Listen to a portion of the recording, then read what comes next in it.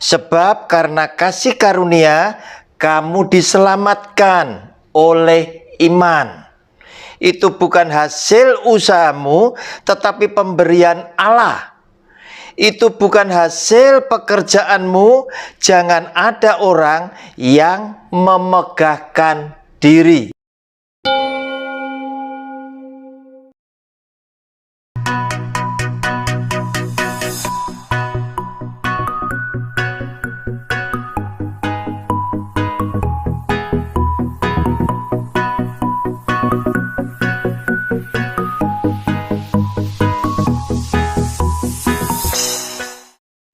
Shalom, jumpa kembali dengan channel pribadi saya lewat program Sabar, Selidiki Alkitab bersama Roni Suwono.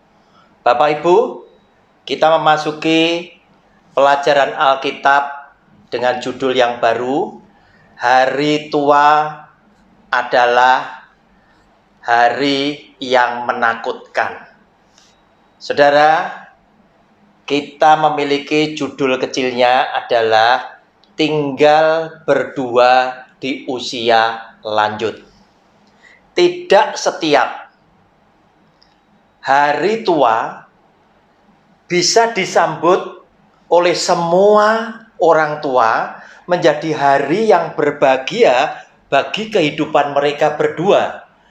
Namun, sebagian kecil dari orang-orang tua menghadapi masa pensiun, menghadapi masa tua mereka justru menilai bahwa hari tua adalah hari yang sangat menakutkan. Kenapa seperti itu? Karena alasannya begitu banyak. Mereka hidup hanya berdua bersama istri yang sudah sama-sama memasuki usia lanjut. Mereka sedang berpikir bagaimana seandainya mereka jatuh sakit. Bagaimana jika mereka punya penghasilan atau uang pensiun tidak cukup. Bagaimana jika anak-anak itu gagal untuk memelihara mencukupkan kehidupan mereka. Bagaimana mereka tidak mendapatkan kasih sayang daripada orang yang dicintai sejak kecil. Macam-macam. Saudara, kita saksikan lebih dulu ayat firman Tuhannya dari Efesus pasal 6 ayat 1 hingga ayatnya yang keempat. Demikian bunyi firman Tuhan, judul bacaannya adalah Taat dan Kasih. Siapkan Alkitab Bapak Ibu semuanya, siapkan alat tulisnya. Demikian bunyi firman-Nya. Hai anak-anak, taatilah orang tuamu di dalam Tuhan, karena haruslah demikian. Hormatilah ayahmu dan ibumu, ini adalah suatu perintah yang penting seperti yang nyata dari janji ini, supaya kamu berbahagia dan panjang umurmu di bumi. Dan kamu, bapak-bapak, janganlah bangkitkan amarah di dalam hati anak-anakmu, tetapi didiklah mereka di dalam ajaran dan nasihat Tuhan. Saudara, ada begitu banyak alasan kenapa orang tua di masa pensiunnya, di hari tuanya, mereka memilih hidup tidak bersama anak-anaknya. Karena yang pertama, ada orang tua yang berpikir, kami tidak mau merepotkan anak-anak.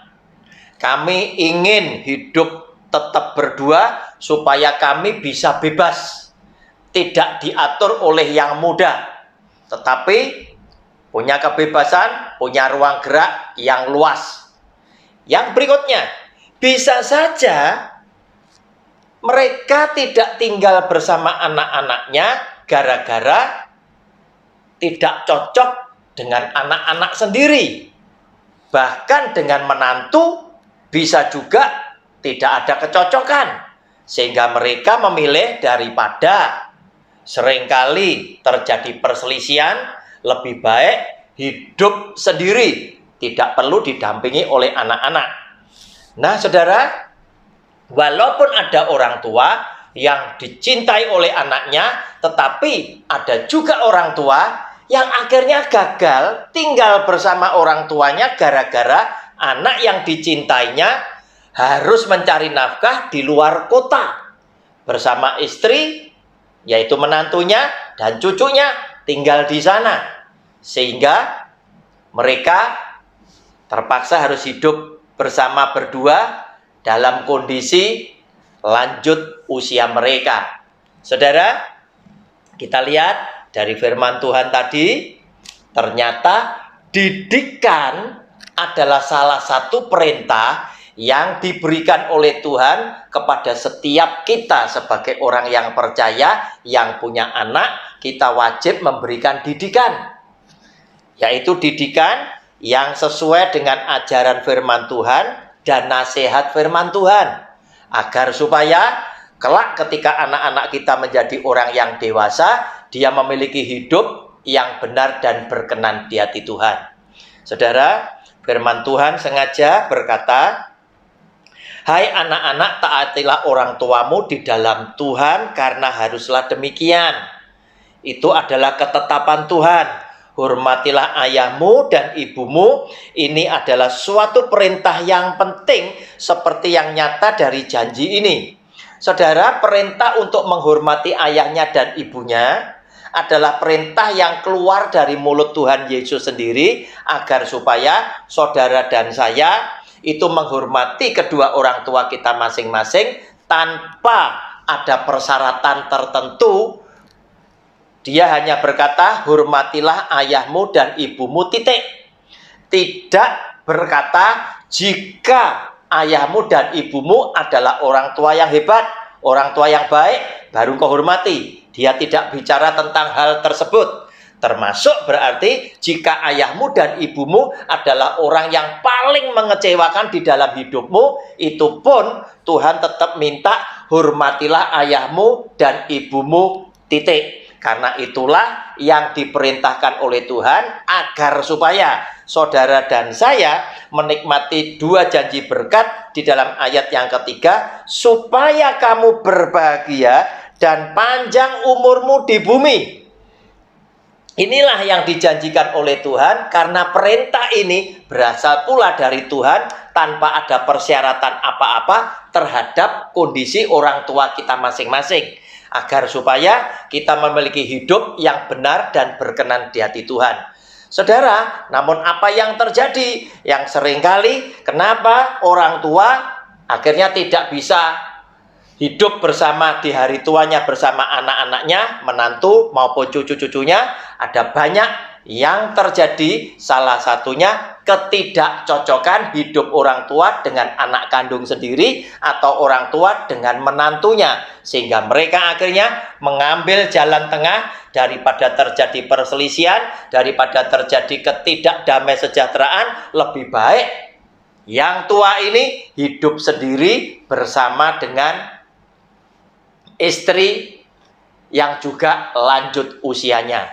Saudara, ternyata setiap orang seharusnya mulai sudah merasa, apakah yang aku ajarkan kepada anakku itu adalah sesuatu yang tepat dan benar menurut Tuhan.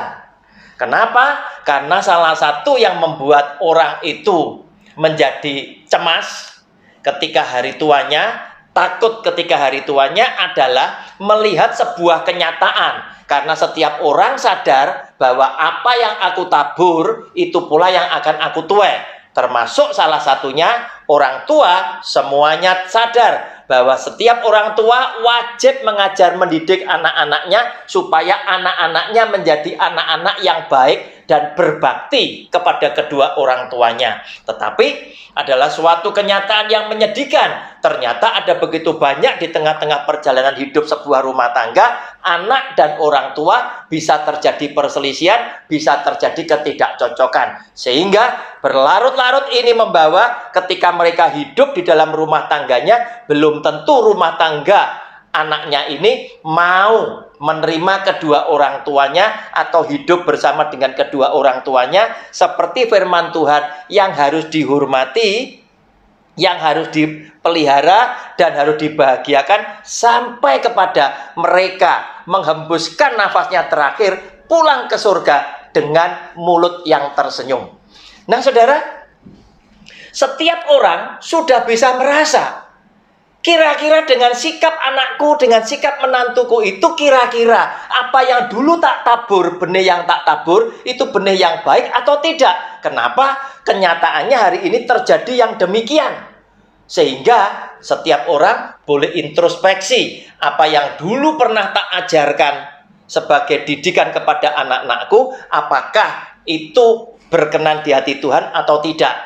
Nah, saudara, seringkali orang tua itu juga ada yang suka memanjakan kepada anak-anaknya. Tetapi bukti engkau mengasihi anak-anakmu bukan dengan cara memanjakan, tetapi kembali kepada firman Allah supaya mereka punya hidup baik dan benar di mata Tuhan.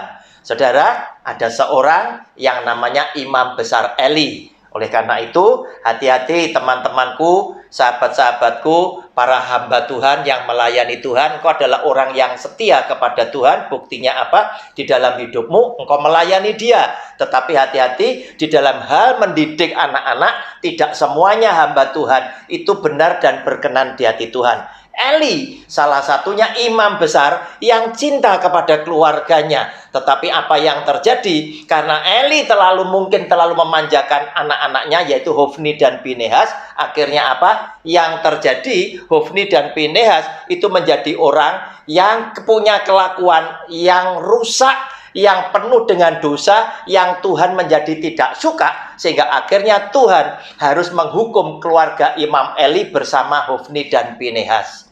Saudara, oleh karena itu, jika Anda juga adalah orang yang lemah seperti Imam Eli, menegur dengan keras kepada anaknya yang berbuat dosa, yang berbuat salah tidak berani, hati-hati, khawatirnya Tuhan yang tidak berkenan, yang akhirnya akan memberikan dampak, ada banyak harga yang engkau harus tanggung di masa tuamu. Sehingga ada begitu banyak orang-orang tua yang cemas, yang takut menghadapi kenyataan, yaitu dia menerima buah daripada benih yang dulu dia tabur di dalam bentuk sikap dan perilaku anak-anaknya semasa mereka membangun sebuah keluarga dan membangun sebuah masa depan. Saudara, kita lihat apa hebatnya pendidikan yang dianjurkan oleh Tuhan.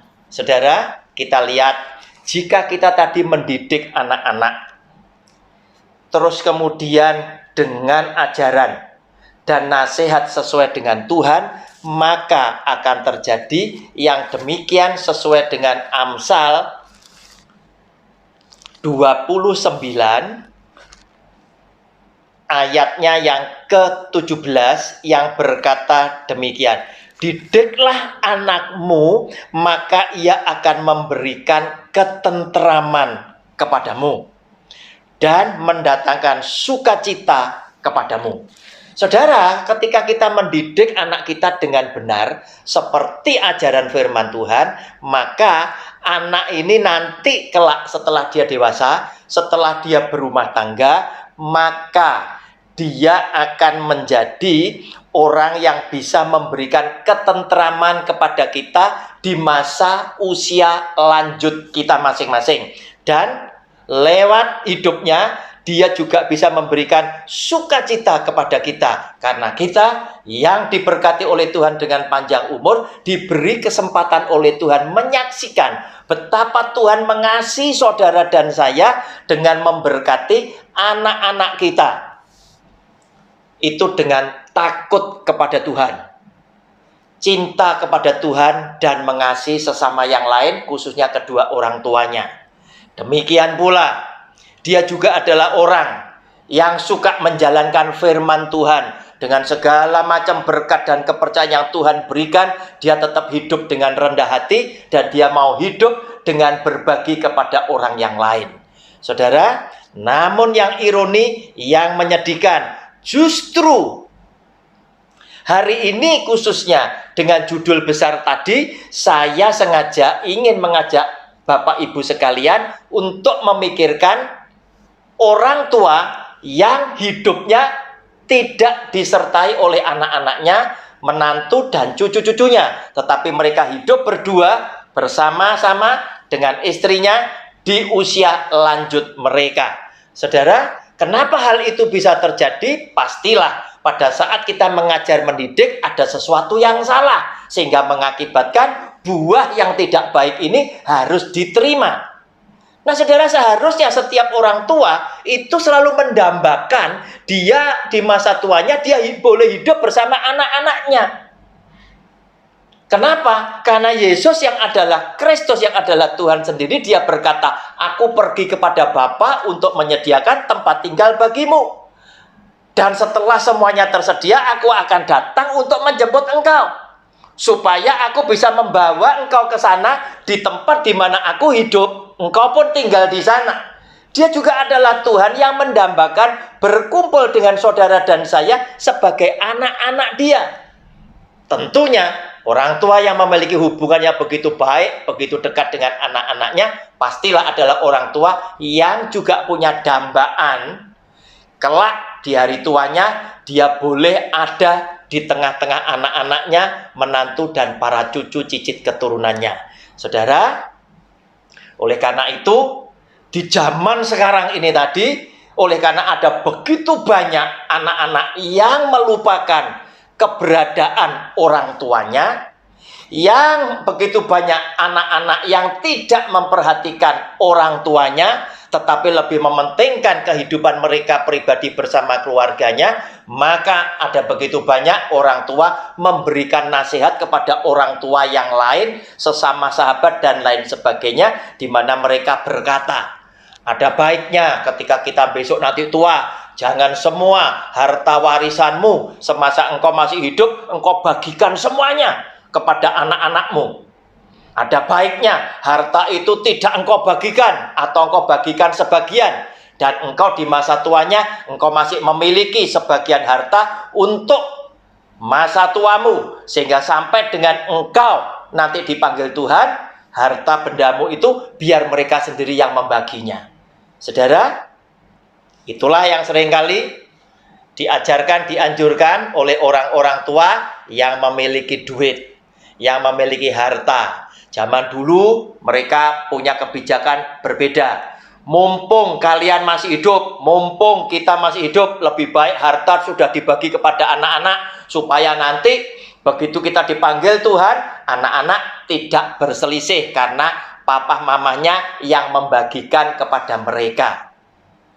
Kenapa? Karena pada zaman itu ada begitu banyak anak-anak yang cinta kepada orang tuanya, sehingga di masa orang tuanya itu memasuki usia lanjut mereka, ada begitu banyak anak-anak yang berlomba-lomba mengasihi orang tuanya, menunjukkan bakti mereka dengan memelihara, merawat, dan membahagiakan orang tuanya, hingga orang tuanya boleh pulang ke surga dengan mulut, dengan bibir yang tersenyum.